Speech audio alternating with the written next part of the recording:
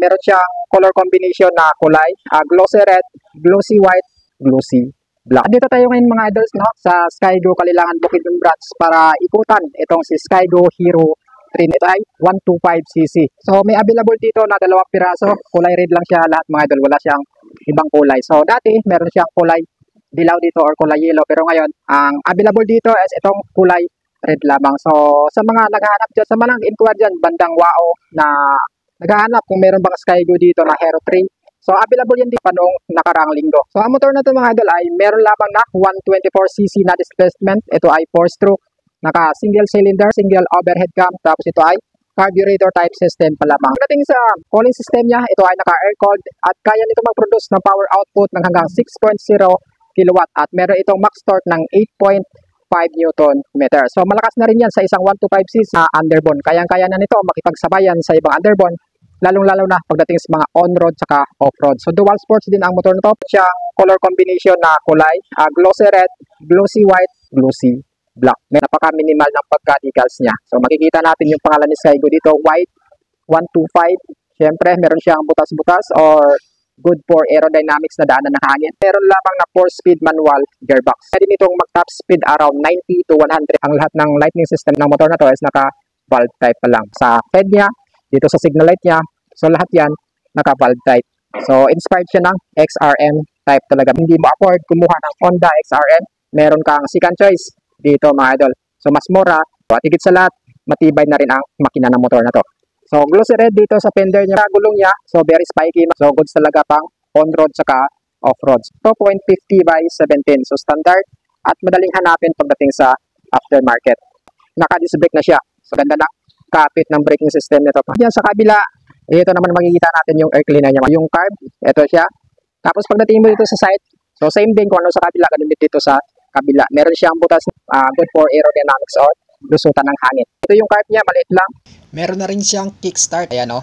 So makikita natin. Ganito naman yung decals sa gilid. Naka glossy white dito banda. At saka minimal na yung pagka-decals nito. So meron na rin siyang apakan ng angkas. At meron na rin siyang guard niyan mga idol. So pagdating niya naman dito sa muffler niya. So makikita natin. Ayan.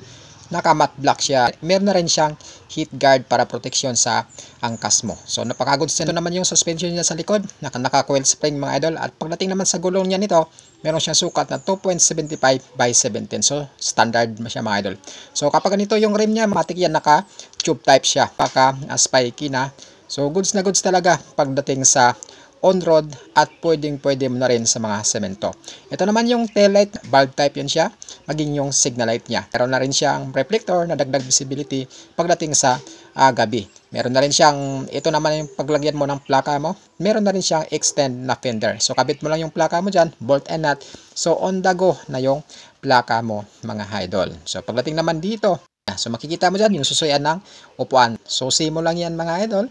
Tapos magbubukas na yung compartment niya sa likod. So pwede mo paglagyan yan ng mga gamit mo, mga personal belongings mo, kung ano-ano pa mga idol. Kahit cellphone mo, pwede sa underseat storage ng motor na to. Pagkaganda niyan, pang long ride talaga. So pagdating sa upuan niya naman mga idol, ito, napaka-goods kasi hindi ka basta-bastang mangangawit dito pagdating sa long ride. At pagdating naman dito, naman sa grab bar niya is naka glossy black. So napakaganda niyan mga idol, napakalinis niya tingnan pagdating sa grab bar nito sa likod. So dito naman tayo pupunta pagdating dito naman sa handlebar niya. Ayan. So meron siyang mechanical key or traditional key lamang mga idol. So napaka-friendly lang yan gamitin. So on mo lang tapos gamit ka lang ng starter. So dito naman sa handlebar niya, meron siyang in bar dito na maliit. Tapos naman pagdating sa switches, andito naman makikita yung sa head niya on off. Meron na rin siyang high beam, low beam na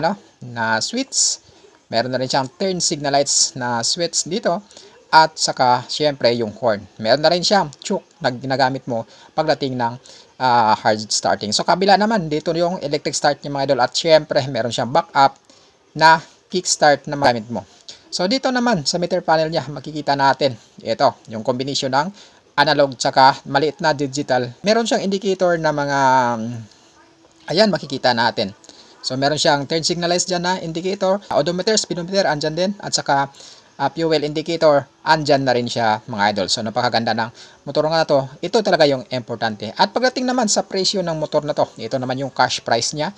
Meron siyang 48,800 pesos. Tapos naman sa 3 years niya is 2,688 pesos sa 3 years niya. Pagdating naman sa 2 years niya, meron siyang 3,418 pesos. At pagdating niya naman sa 1 year niya is 5,497. Meron pa siyang rebates na 300 pesos.